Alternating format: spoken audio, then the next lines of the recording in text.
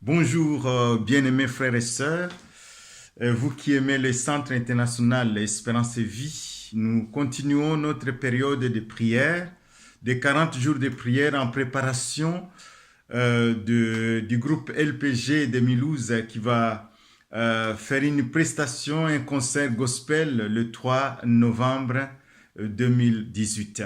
Nous sommes dans une période de prière et pendant cette période, nous sommes entretenus sur l'évangile, la puissance de Dieu, l'évangile de la gloire du Seigneur Jésus-Christ.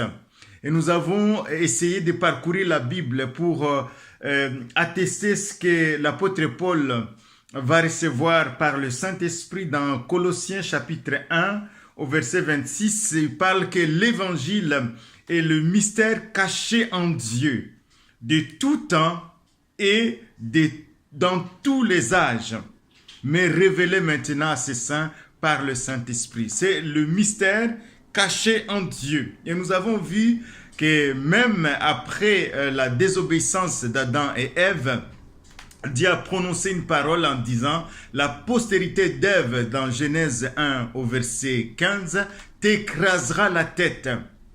Et celui-ci, tu lui blesseras le talon, mais il t'écrasera la tête. Il prononçait, c'était une condamnation de ce que Satan avait fait.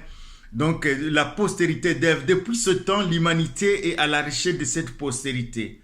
Et il est à la recherche de cette postérité. Nous avons vu le premier homme qui a été tué par son frère. Ça a été quelque chose qui a bouleversé, j'imagine, le cœur d'Adam et Ève, qui vont voir le premier homme qui va être tué. Ils vont réaliser que ce que Dieu avait prononcé était la vérité, parce qu'il avait dit, si vous mangez le fruit de l'arbre de connaissance du bien et du mal, vous mourrez. Et ils ont assisté à la mort de leur premier enfant, donc le deuxième homme, donc le premier homme qui a été tué par son frère Abel.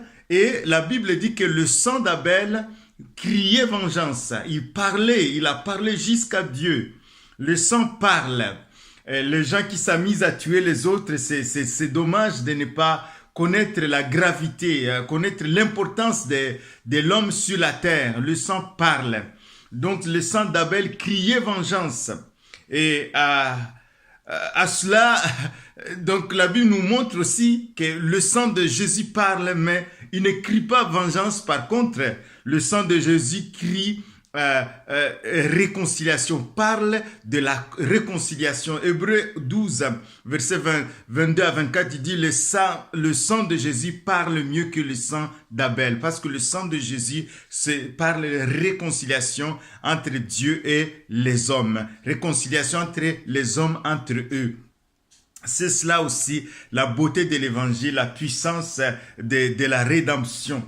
Nous avons vu l'âge d'Enoch, cet homme qui vivait dans une période où les gens ne faisaient que manger, travailler, faire des enfants et mourir. Et lui, il a pris la décision de s'approcher de Dieu, d'invoquer Dieu. Et la Bible nous parle qu'il a marché avec Dieu pendant 300 ans.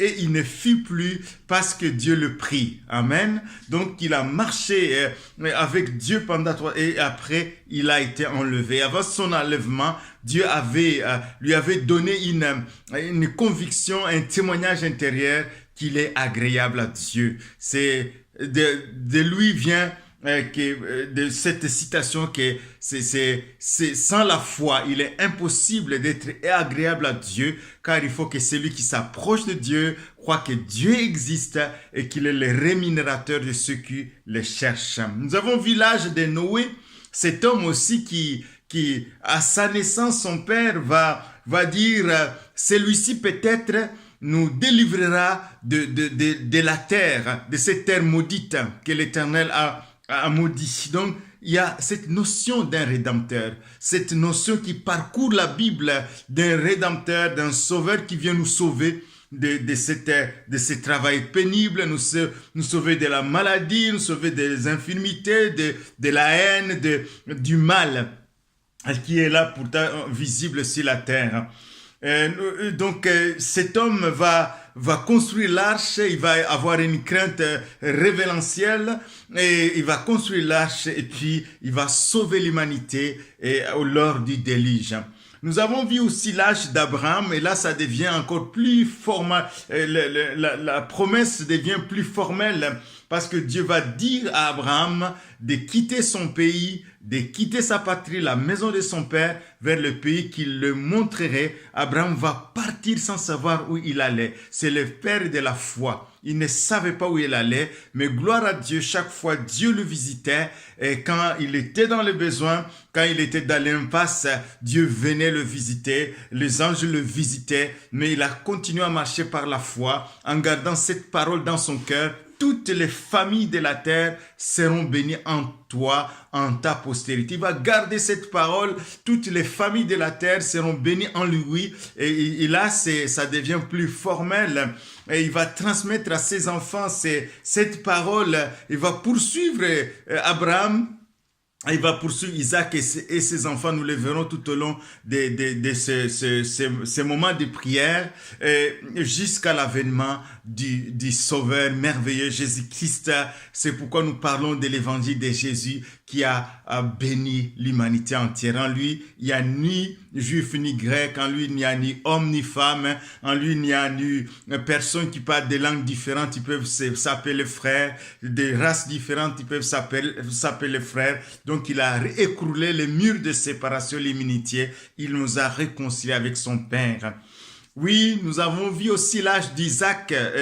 C'est l'épisode surtout d'Abraham qui va sacrifier son fils Isaac qui a à peu près 18-20 ans. Il va le sacrifier et c'est là où nous voyons le cœur d'Isaac. La Bible ne parle pas beaucoup de lui, mais nous voyons son cœur. Un jeune qui pouvait